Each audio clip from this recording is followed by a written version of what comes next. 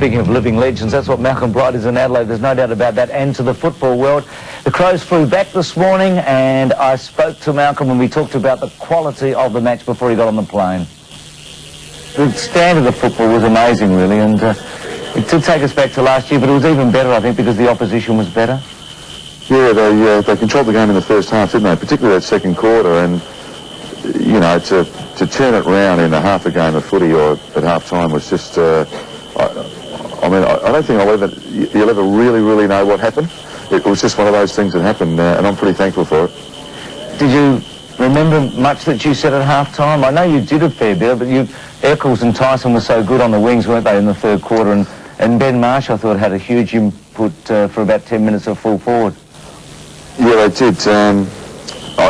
Jokingly, I've said, oh, no, it was a bit of a secret because, I mean, it was really a standard half-time thing. I didn't think they'd hurt us enough. They probably had enough shots to, but I thought we were still in the game. And perhaps talking to a few of the boys last night, amongst all the fervour that was going on, they were still pretty positive at half-time, so that was nice. Thought your defence in the first half, under siege, played really well in the one-on-ones. Ben Hart and Scholl and Caven and Kerr, and they actually kept you in, didn't they? Oh, they did, Bruce. And yet I thought their third quarter, although their midfield really played sensationally in that third quarter, I still thought our defence in that third quarter held them up a lot of times when they had a chance. Yeah. It's a premiership quarter, they call it. I mean, I don't know if you're aware, but against North Melbourne this year, you've outscored them 17 goals, 14 to 6-9 in the third quarters. Oh, thanks for that step, Bruce. It just makes it better today, yeah. No, look, we've played a couple of classic games against them, and I suppose it was a classic game in the sense that a side came from a fair way down to win it, so it doesn't happen very often in grand finals. Are you looking forward to the rest of the day? This is a... Hey, Bruce, you know how early this is for me. And I reckon I would have got most sleep. I got the most sleep out of anybody. It's a bit of an ordeal winning, isn't it? I just know it's going to get worse. I'm sorry, better from here. Just one of the great ironies, I think, Malcolm, is that when you went to the club not for a quick fix, you didn't go there to win an immediate premiership. You went there to actually put a foundation down, didn't you? And that's one of the wonderful ironies of what you've been able to achieve.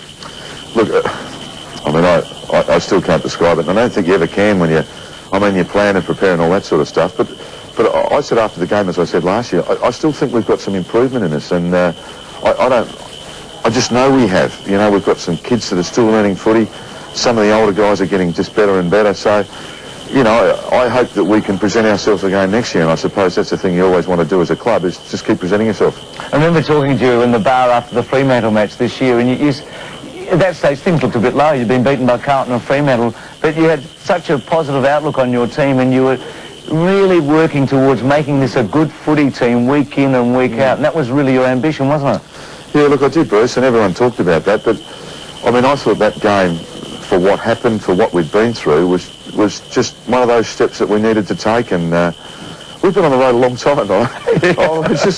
Every weekend you just wake up and go on a plane. I mean, it's just, the beauty of that, of course, is most of it's not like the Eagles had to do and come from Perth. We are only coming from Adelaide, but it's still the hassle of doing it, and for 5 weeks in a row we've been doing this, and 6 out of 7, and all those stats that I'm sure you've got, which is just, I mean, it just makes it more pleasurable. Just two quickies. It's a team game, and everyone deserves everything they get today. They were magnificent. But Andrew McLeod is the first player ever to win consecutive Norm Smith medals. He must be one of the best players you've ever coached.